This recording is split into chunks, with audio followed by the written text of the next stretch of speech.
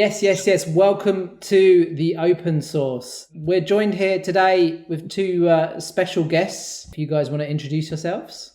Hi, James. Yeah, my name's Simon Elliott. I look after the technical account management function at Acquia. Hi, James and Tom.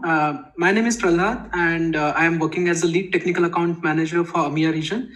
And I look after day-to-day client engagements for some of the clients from EMEA region. So today we've got one of these topics that's probably going to fly over Tom and I's head, but we're going to try and get through it together. So if you wouldn't mind just taking us through the maternity ward, if you like, of the topic that we're going to cover today. I think you'll end up in ICU, James. So today we want to talk about Drupal. Now, if anyone's watching this, they've probably clicked on the link because they know what Drupal is. But would one of you guys mind giving us a synopsis of what it is? You can use Wix and Squarespace to publish a website.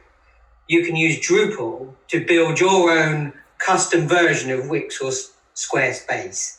If you're doing just a single site for your bakery, then that's fine. You may have only like 5 or 10 pages and you can manage that quite well. But as soon as you go into an enterprise level with a big project that has hundreds or thousands of pages or multiple similar projects, and you need to consider like brand consistency, style guides, and editorial workflows, then you need to start thinking about putting some governance in around that. And this is where a bigger CMS really steps into the picture over those smaller, hyper-flexible products like Wix and Squarespace. And where has it come from? Because I know that there are the Drupal versions now are making sort of leaps and bounds. I've done a little bit of research on this. But has it come from a place where it has been almost like, and this is a terrible analogy, but Windows 3.1 in terms of how much you can manipulate stuff and change stuff, and now it's moved into a different era? That's a really good question. And I think if you try to make a comparison between Windows 3, the origin of Windows and the origin of Drupal, you'll very quickly discover that Windows was conceived in a corporate environment under normal proprietary constrictions and restrictions. Whereas, and don't take this the wrong way, Drupal was conceived in a teenage boy's bedroom in Belgium almost 20 years ago. So I don't know if you know, Dries Butjat was the original founder of Drupal, and he was at university in Ghent, and he was looking for a way to leverage some of the stuff that he was learning in the classroom, but to build a place for him and his fellow students to communicate together. So he wrote away and developed the first version of Drupal, and as soon as he did, he released it out to his fellow students. And ever since that moment where he made it open source, the crowd-funded, I think we would be a term that we use today, crowd-funded development, has ensured a kind of democratic and equitable approach to the development and evolution of Drupal. And it's a community now, isn't it? Oh, it's a huge community. If you look at the number of, I don't have the number in front of me right now, but it is one of the most highest contributed projects in the world. Wow. So, and what I mean by that is the number of active developers contributing into the Drupal project is as high as any other project in the world, be it open source or proprietary. Right. In terms of where it's got to today, is it now a simpler CMS to use? How does it keep the techies happy and the people that want to pick up and use it? So I would like to highlight here 3 Drupal versions. The Drupal 7, it has been a very developer-friendly version of Drupal. and still we see many thousands of websites still on Drupal 7. When it was in Drupal 7, still the framework was very much tailor-made specific to Drupal. Right. And those things were not fully utilized elsewhere apart from Drupal CMS. It was a big, I would say, innovation or a big leap in terms of transformation when we switched to Drupal 8 and we adopted a very industry standard kind of framework called Symfony. Then over Drupal 9, it was more like the flexibility, much flexibility given for developers, and also a big change for marketeers as well. I would say content developers, content managers, marketeers who actually consume the application. Right. So in that direction, definitely yes. Not only technical people, but also non-technical people have embraced the way we have progressed towards multiple versions. And the most recent one is Drupal 9x. Right. So you could confidently show Tom and I how to use Drupal 9. I reckon. Yeah? But given half a day, I could even have you build a website. Maybe I'll come clean a little bit because I used to be an Acquia customer. Oh, I did not know that. I guess my confession is I have edited a page in Drupal before myself. That was Drupal 7. So Drupal 9, who knows what I'd be able to do. The mind boggles. I don't, so I don't know what I'd be able to do. I have to admit, I did download a copy of Drupal onto my laptop, and then I had to run something, a SQL app as well. I can't remember the name of it, but there was a picture of an elephant. MAMP. That's it, MAMP. I could do kind of the stuff that I could do on other CMSs, but there was almost like a whole world of other stuff that I could do that I just needed to educate myself on. And I guess that's where the skill set comes in. I mean, if you want educating, James. Yes, please. The thing that you downloaded, we traditionally call Drupal core, and that is the set of code and style and modules that makes up the core features and functionalities of Drupal. So that's where everybody starts from. Right. And then on top of that, you can add your own custom features and functionality. But there's a huge repository online of community contributed look and feels and features and functionality that you can pick and choose from to put into your project to bring those features and functionalities to your own project.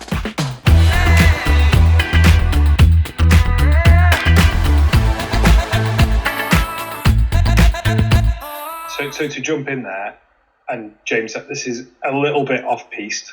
The regular listeners, viewers, whatever, will have heard about my bar, The Lockdown, right? Have you seen that, Simon? You've seen The Lockdown before? No? Yeah, I have not. I've had an invite, but I've never seen the picture. So I'm thinking about I might accept that now. Including its very own beer tap now as well. Oh, nice. Yeah. So off-piste, very tangent. What if we made a website for The Lockdown, James? This could be our little open source project. Yeah.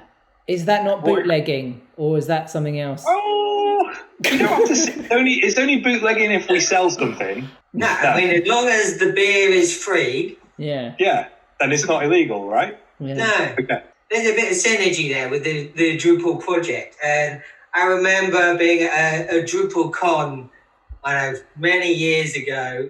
And the slogan on the T-shirt was Drupal, free as in free beer. So as long as your bar sells free beer, then it's aligned with the Drupal messaging. Out of interest, say we build this website, and it's crazy. We've got Dragon's Den knocking on our door. All that goes viral. Yeah, it goes viral. Deborah Meaden's like she just won't leave us alone. Yeah. In terms of scaling that website up to deal with the ridiculous demand that we're going to get for beer off one tap, could we leave the site as it is? How would we then cope with increased traffic with Drupal? I would like to give a kind of simple example of Onion. which has got multiple layers. Let's consider the innermost layer could be our Drupal's website. And whenever we keep on getting the more and more traffic, so we have got, the outer layer could be something called as Akamai or Cloudflare. And then we have got load balancer. We would also like to get benefited out of the tools like Memcached or Redis. Again, we can also have something reverse proxy based on Nginx and Varnish. And then perhaps beyond that, we can have something that is inherent with Drupal. So what that we are trying to do here, we are just trying to minimize the number of hits coming to our Drupal website. And the dynamic requests get to Drupal only when it is required. So, from that angle, definitely we can keep on scaling it up. And as on when we see increase in traffic, as on when we see increase in the way people are using it, that's where I think we'll have to think about. Right. So by the time we get to me hosting the Lockdown Festival 2021 with 70,000 people and tickets going on sale a full year before, then, we can scale up the website as we need to, basically. Exactly, yeah. And whilst it's just you and your two mates, Tom, looking at the website, all of those things that Prahlad just mentioned, they're already built into a lot of the Drupal hosting platforms that are available today.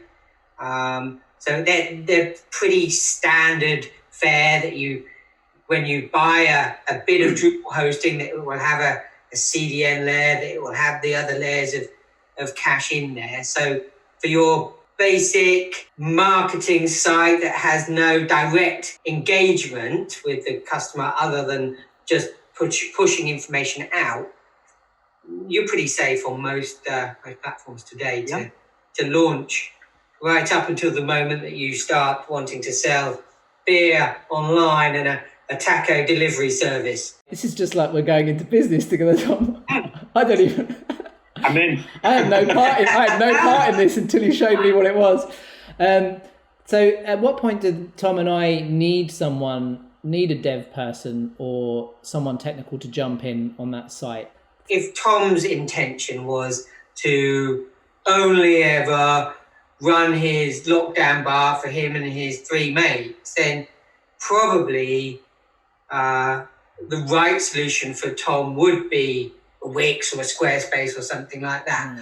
But if we're talking now about what's going to happen in 2 years' time, we've got some real excitement building here around this business, and there might be the lockdown in James's garden coming, and the lockdown in Prahlad's garden as well. And if we think we're building something that's gonna scale, then Wix starts not being the right solution, and Drupal does. There will be a need for some sort of technical expertise to help you evolve to each stage. But once you're at a stage, then you should just be able to use it and run it as the content editors and marketers. This is the first time we've done this as well, James. I'm just going to share my screen. The absolutely fantastic news, because every good marketer needs this, right? The lockdownbar.com domain is available. So, I mean, the wheels are turning as far as I'm concerned. I think we're on a road to just sheer revenue at this point. That's a bargain as well, isn't it? How is that? Absolutely. How is that possibly available? Well, I think we can wrap it up there, guys. But thank you very much for your time today. I've definitely learned something this week. What we need technically for something to scale, and also how we should think about it, I guess, strategically when approaching the project from the beginning. What's our intentions? Where are we going to get to? And how should we design our website to be right-sized from the beginning? And we have either maybe committed to this or not, but we're going to build a website for the lockdown bar. Yeah. Stay tuned. Watch this space. I've just learned that I need to be effectively some kind of parasite onto your business strategy. Just draining funds off at the side. Is that your strategy, James? I'm like an agent. You've shown your hand too early. I'm like an agent. I skim off the top. Well, I'll put my stake in the ground and say I'll happily be a patron. Very good. Whilst you do stand the other side of the bar. Simon, we can test out how to make the perfect Negroni. I know that's your tip. Oh, all yes. the time. Thanks, indeed. guys. Thanks for your time. Thanks for inviting us. It's been great fun, and it's always interesting to hear the other side of the story, and it's been equally a learning experience for me as well.